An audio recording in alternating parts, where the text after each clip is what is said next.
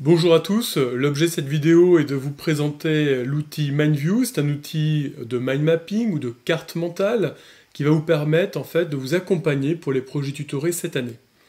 L'intérêt de ce logiciel est de pouvoir réaliser votre propre carte mentale, d'ajouter des pièces jointes, de déterminer les tâches à tel ou tel membre du projet, de le basculer en Gantt et de le basculer après en document Word ou PowerPoint. C'est-à-dire qu'en l'occurrence, ce qui va nous intéresser, nous, c'est évidemment la carte mentale, la possibilité de l'utiliser en tant que Gantt, et donc d'avoir un export Excel qui permettra de faire un transfert après vers l'outil de management du projet, et aussi de pouvoir le transformer en Word, ce qui vous permettra de structurer, ou en tout cas de vous aider à structurer votre rapport de fin d'année.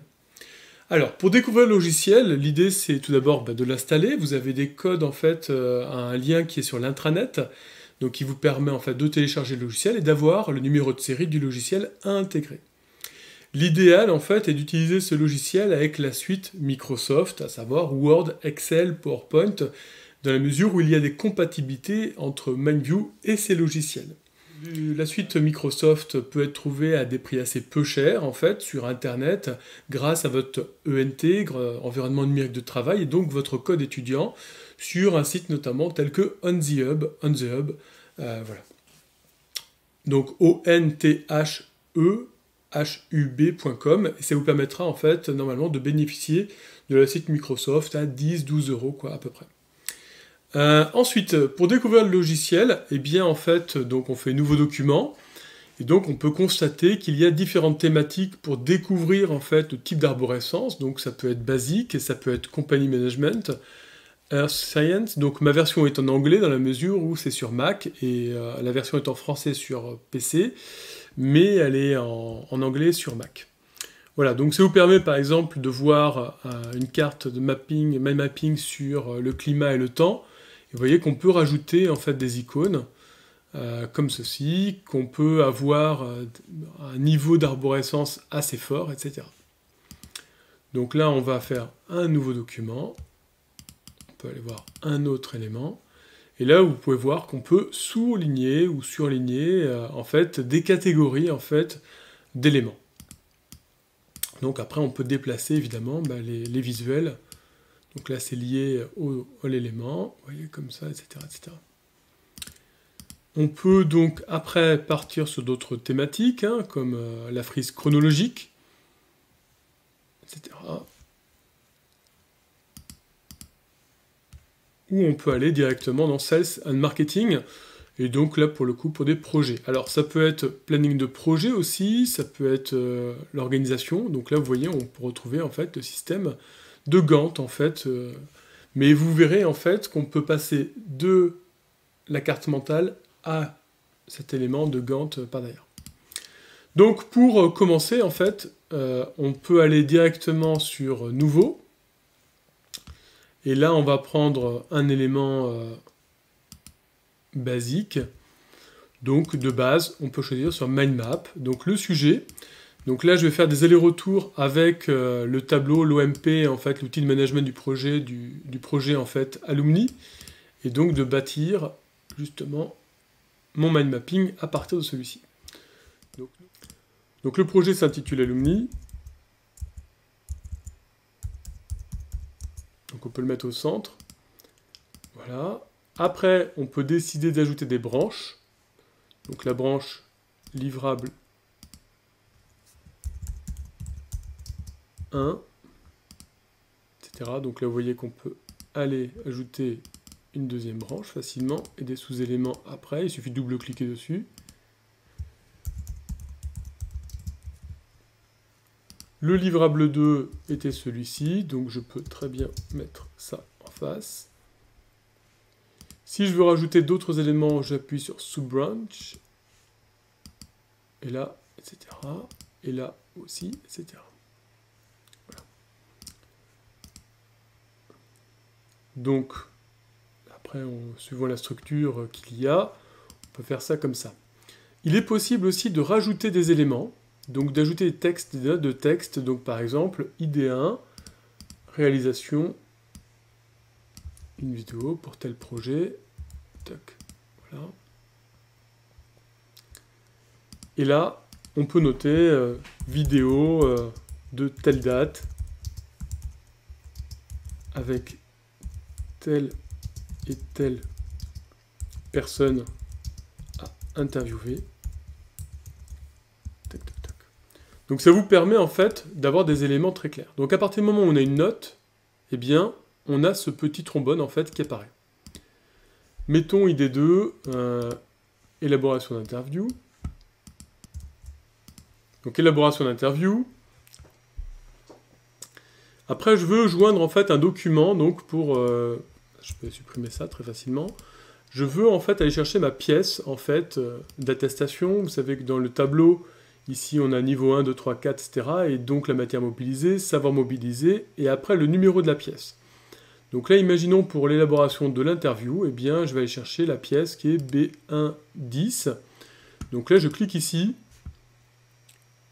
je fais Attach Files, et donc là, je vais chercher le document.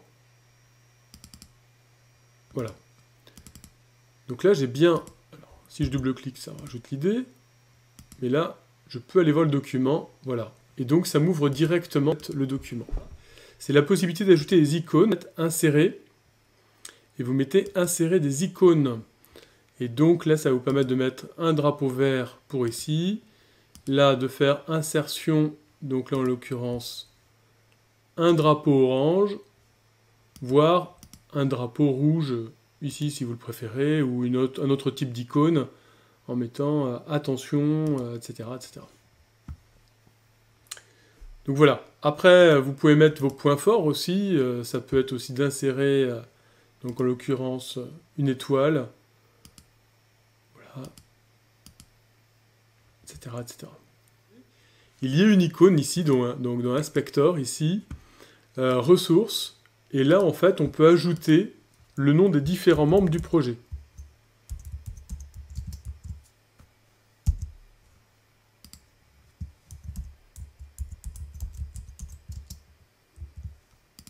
Etc. Vous allez ici. Une fois après, vous allez là, et vous cliquez sur cette icône ici. Et dans ressources, il faut bien vérifier comme quoi l'icône est bien cliquée ici. Et bien, vous allez pouvoir rajouter des ressources par rapport à la tâche. Et donc là, vous pouvez rajouter l'étudiant 2. Voilà. Et de la même manière ici, vous pouvez mettre, en l'occurrence, là, l'étudiant 1.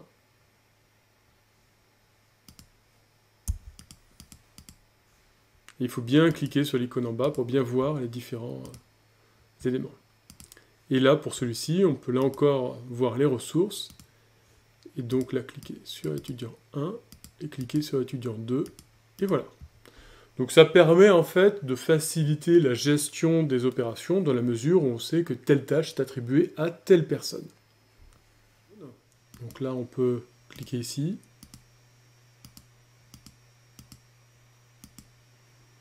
On peut changer le fond, la couleur de fond. On peut changer la couleur du texte.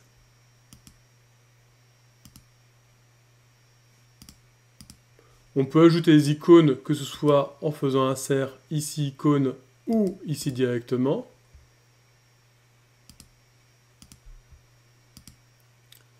On peut changer la couleur du contour.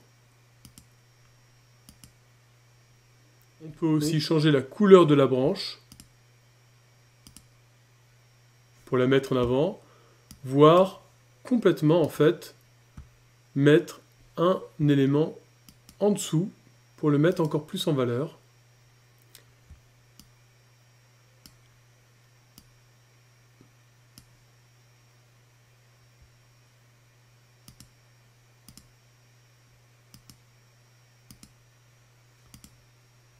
Voilà, ça vous permet en fait de structurer et de rendre visible le mieux possible votre projet.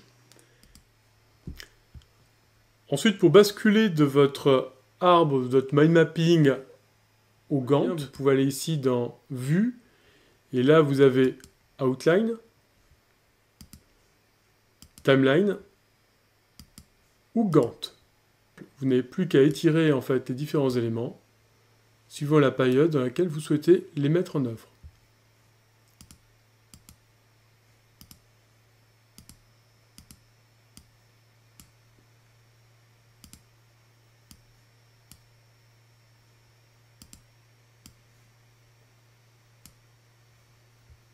On voit bien que l'attribution des ressources est bien intégrée par rapport au mind mapping.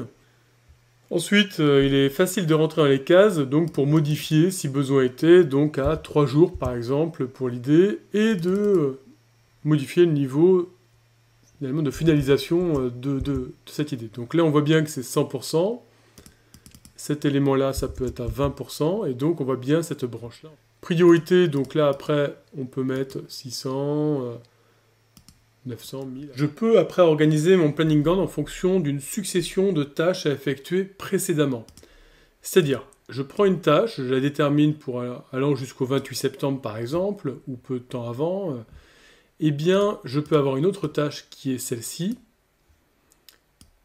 et qui doit être réalisée à la fin de celle-ci. Plutôt que de déplacer ma barre ici, au lundi, je peux déplacer ma barre ici, et je fais un lien entre les deux flèches, et ça va déplacer automatiquement cet élément-ci. Pour avoir un autre exemple, je peux rediminuer après la barre qui est celle-ci, et je peux rajouter une autre fonction.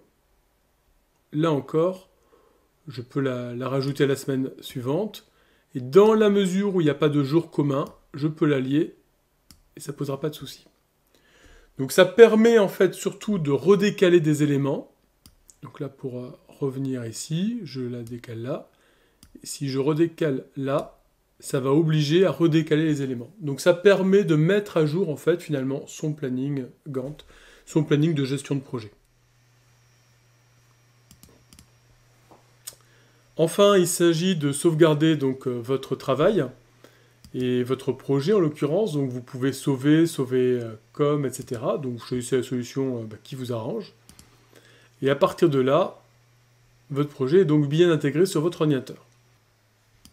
Alors ensuite, il est possible d'exporter le projet vers Microsoft Word et avec une organisation, une structure titre qui est à choisir évidemment.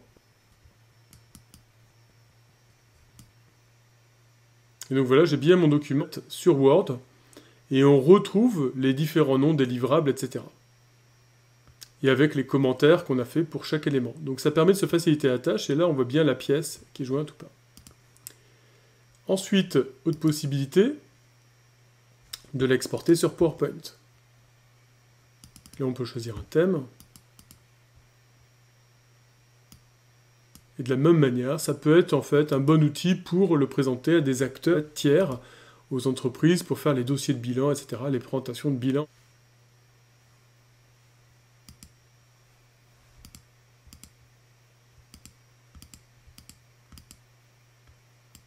Et ça a intégré en plus les pièces jointes, ainsi que les commentaires.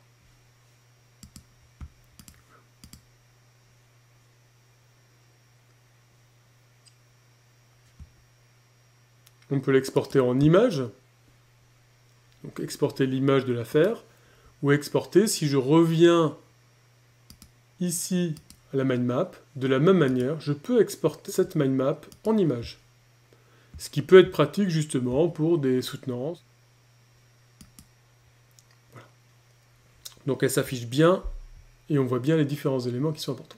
Et puis sinon, de pouvoir envoyer donc en copie, donc par mail, tel que celui-ci, donc, et on peut packager pour Mac, pour Windows, ou les deux, ce qui est le plus à conseiller.